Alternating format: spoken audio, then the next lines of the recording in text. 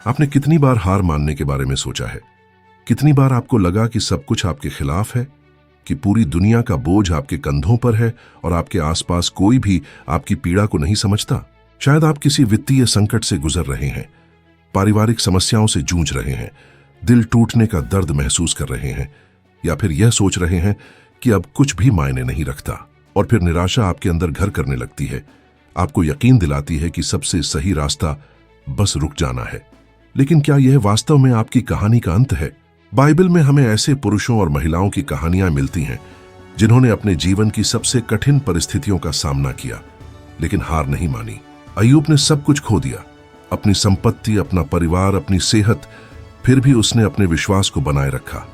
मूसा को इजरायलियों को वादा किए गए देश तक ले जाने के दौरान असंभव चुनौतियों का सामना करना पड़ा। दाऊद को राजा बनने से पहले सताया गया, अपमान सहना पड़ा और उसे गुफाओं में छिपना पड़ा, लेकिन इनमें से किसी ने भी हार नहीं मानी। उन्होंने विश्वास किया, धैर्य रखा और विजयी हुए। अब एक पल के लिए सोचिए, अगर इन लोगों ने हार मान ली होती तो क्या होता? अगर सबसे कठिन समय में उन्होंने अपने सपनों को छोड़ दिया होता? उनकी कहानियां कभी लिखी नहीं जाती, उनके चमत्कार कभी नहीं होते, उनकी जीत कभी दर्ज नहीं होती। और आज मैं आपसे पूछता हूं, क्या आप चाहते हैं कि आपकी कहानी भी ऐसे ही खत्म हो जाए? क्या आप चाहते हैं कि लोग आपको उस व्यक्ति के रूप में याद रखें जिसने हार मान ली, या उस व्यक्ति के रूप में जिसने अंत तक लड़ाई लड़ी? क्योंकि मैं आपको एक सच्चाई बताना चाहता हूं, यह संघर्ष जो आप झेल रहे हैं आपको नष्ट करने के लिए नहीं, बल्कि आपको मजबूत बनाने के लिए आया है। भगवान आपको कभी भी आपकी क्षमता से अधिक कठिनाई नहीं देंगे। उन्होंने आपको जीतने के लिए पर्याप्त शक्ति दी है। लेकिन शायद आप सोच रहे हैं, यह सुनने में अच्छा लगता है, लेकिन इसे अपनी जिंदगी में लागू कैसे करूं? क्या आप आर्थिक कठिनाइयों से गुजर रहे हैं? क्या आपने अपनी नौकरी खो दी है, या आपको लग रहा है कि आपके कर्ज कभी खत्म नहीं होंगे? फिलिपियों 4:19 में लिखा है, मेरा परमेश्वर अपनी महिमा की धनी संपत्ति के अनुसार तुम्हारी सारी आवश्यकताओं को पूरा करेगा। इसका अर्थ है कि आपकी आवश्यकताओं की पूर्ति परिस्थितियों से नहीं, बल्कि भगवान से होती है। लेकिन जब तक समाधान न मिले तब तक क्या किया जाए? खोजते रहिए, सीखते रहिए, बढ़ते रहिए। दुनिया के कई सबसे सफल लोग दिवालिया होने के बाद ही सफल हुए, और आपके मामले में क्या यह नई संभावनाओं की तलाश करने और विश्वास के साथ आगे बढ़ने का समय नहीं है? शायद आपकी समस्या आर्थिक नहीं बल्कि भावनात्मक है। क्या आपको लगता है कि कोई भी आपको नहीं समझता, कोई आपकी परवाह नहीं करता? लेकिन क्या यह सच है, या यह केवल आपका भ्रम है?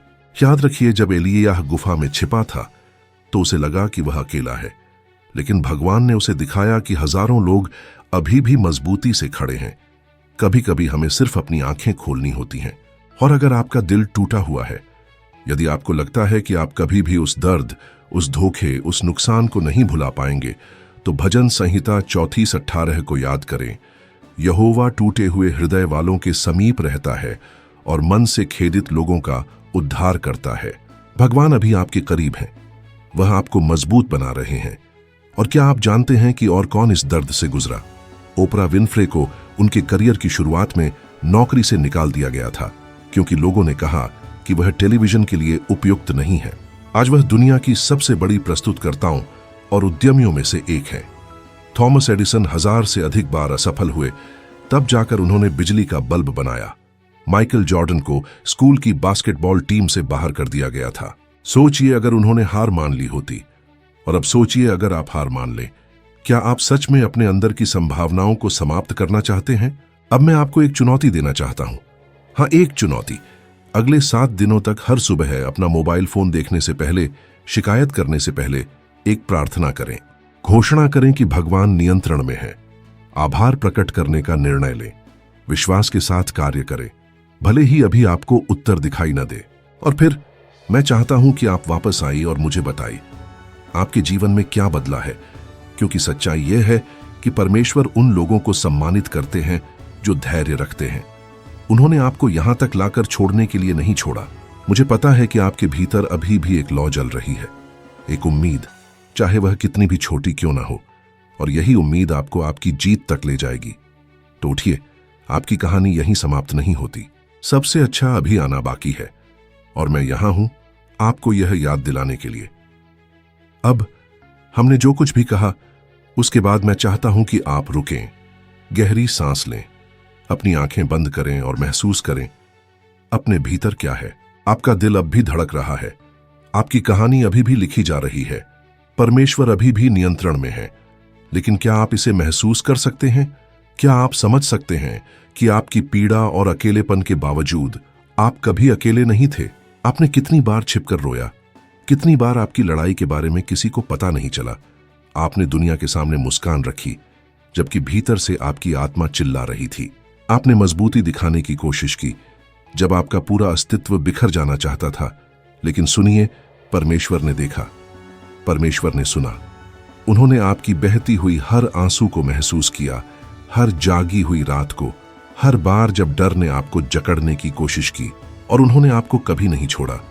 क्या आपको याद है जब आपको लगा कि आप हार जाएंगे, लेकिन आप जीत गए?